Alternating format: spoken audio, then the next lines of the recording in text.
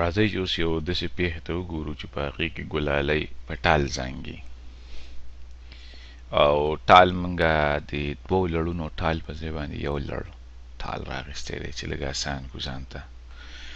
راځئ د نیوټن د قانون په رڼا کې چې نیوټن وایي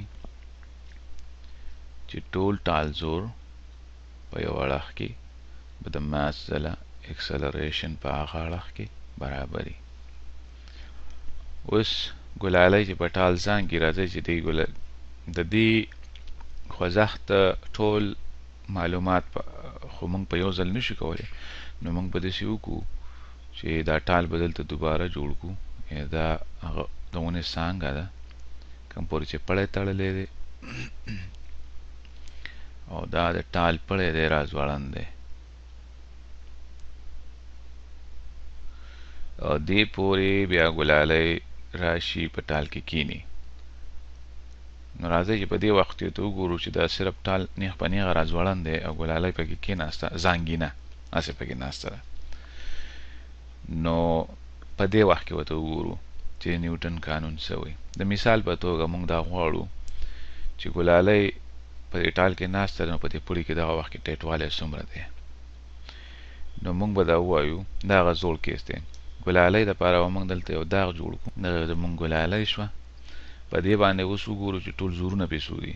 یو خو دا ده چې د ګلالۍ ماس دی، نو ځمکې ځان پلو راکاږي، لاندې ځمکه ده.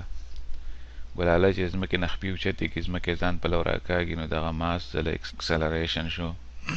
ښه، په دې پړي کې په دغه وخت کې ټیټوالی دی په بره باندې، نو دغه زمونږ د ټیټوالي زور شو ټي. اوس چې هسې ناسته ده ګلالۍ نه یو خوا ځي نه بل خوا ځي، نو د دې مطلب دا شو چې موږ سره صرف په دغه بره او ښکته اړخ کې زور دی.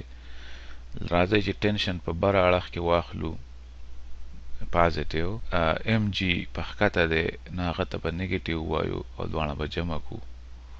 نو موږ سره دا به برابري د ماس ځله اکسلریشن په کوم اړخ کې؟ په دغه بره ښکته اړخ کې.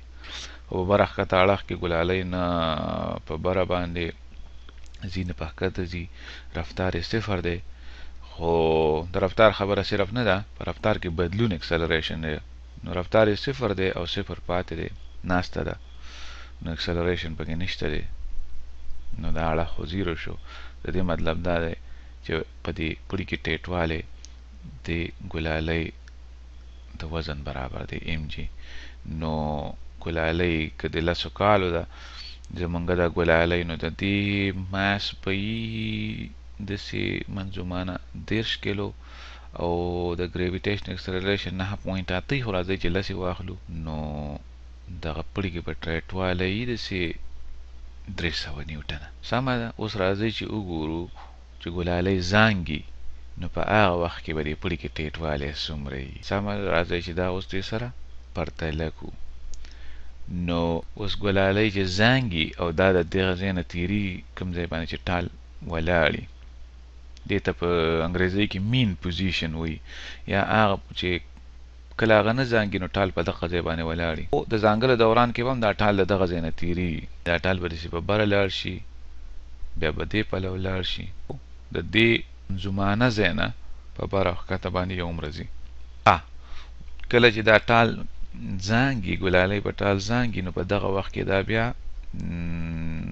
د مثال په توګه دا ګس لاسته روانه ده، دغه وخت کې څه ویلاسټي ده په دې کې. نو موږ دا ویلي وو چې په دغه وخت کې د دې ویلاسټي چې کوم ده نه بیخي ګس لاسته ده، خو په دغه وخت کې په دې باندې چې کوم اکسلریشن، د دې اکسلریشن په دغه وخت کې بیخي د پړي سره سره دی، اړخ کې دی. دې وخت کې د دې دا اکسلریشن داسې دی چې بیخي د یو دایرې منځ پلو دی. یعنې که موږ دا دې پړي ته وګورو، نو دا پړی کوم ځای پورې تړلی دی او ټال چې کوم دی نو د هغې نه ګیر چاپېر یو دایره جوړوي. که چېرې موږ ګلالۍ ګیر چاپېر تاو شي، دا به یو دایره وي. نو په دغه وخت کې دا د یو ګېڼۍ په ټه باندې تاویږي. د ټول ټال په ځانګلو په دوران کې دا د یو ګېڼۍ په حصه تاویږي.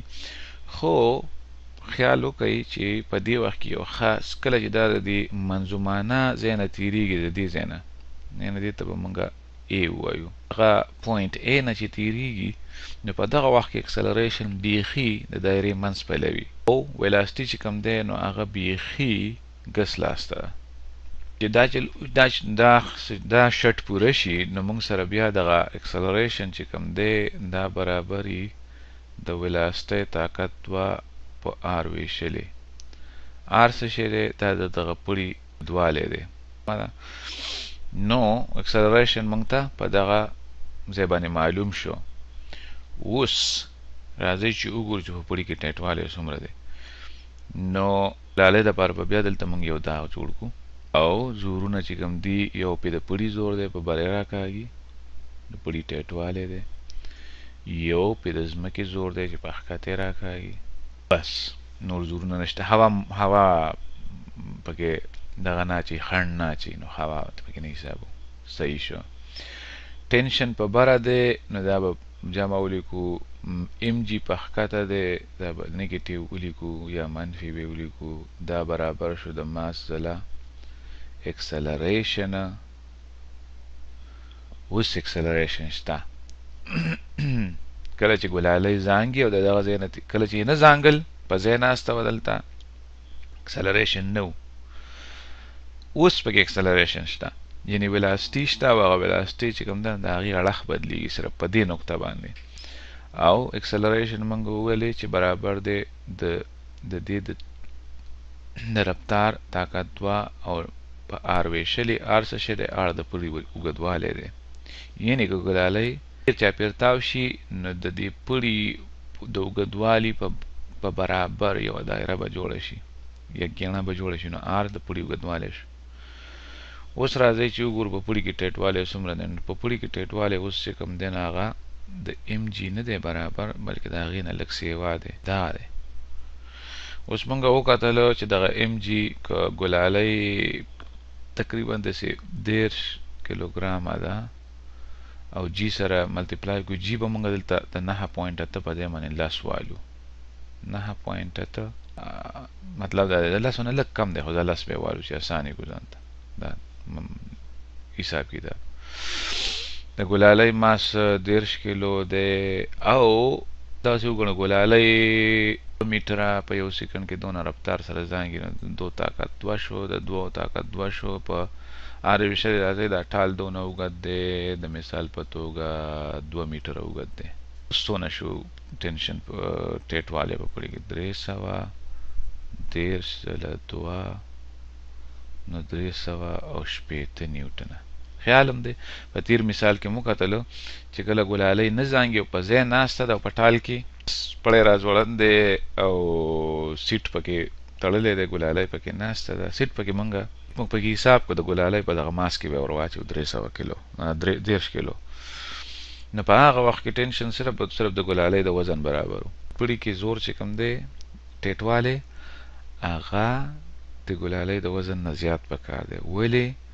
ځکه چې موږ ته په بره باندې د پړي د ونې د خاښ پلو اکسلریشن پکار دی کله چې ګلالی د دغه یو نقطې نه تېرېږي.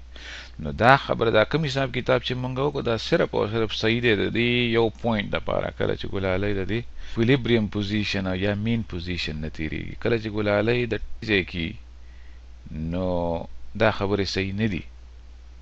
یعنې کله چې ګلالی د ځانګلو په دوران کې د مثال په توګه دلته وي، دلته ورته وګورو، نو دا موږ چې کوم حساب کتاب وکړو دا دغه ځای لپاره صحیح نه دی. ولې صحیح نه دی؟ هغه ځکه چې دا ا کومه نقطه چې ده کوم چې موږ حساب کتاب وکړو د دې یو خاص ځانګړتیا ده، هغه دا ده چې په دې دوران په دې پوزیشن باندې اکسلریشن بیخي چې کوم دی نو هغه د پړي سره دی، یعنې د دایرې منځ پلو دی. کله چې ګلالی د دغه ځای نه ښکته بره وي، یعنې دلته وي د مثال په توګه، نو بیا ټینشن زور په بره دی، د پړي سره دی، د ټیټوالي د ګریویټي زور په ښکته دی ام جي. نو ټول ټال زور چې کوم دی هغه نه په ښکته دی نه د پړي سره دی، چېرته دې منځو معنه کې دی دلته. نو اکسلریشن چې کوم دی نو هغه هم په دې اړخ کې دی، د دایرې منځ پلو نه دی. نو اکسلریشن د ویلاسټي طاقت 2 په آر ویشلې نه دی برابر. صرف او صرف په دغه A پوزیشن باندې دا خبره صحیح ده، په B باندې نه ده صحیح. د B دپاره به مونږ لږه نوره خواري کوو، سمه ده. نو د دغه خواري به په را روان ویډیو کې ورسره وکړو.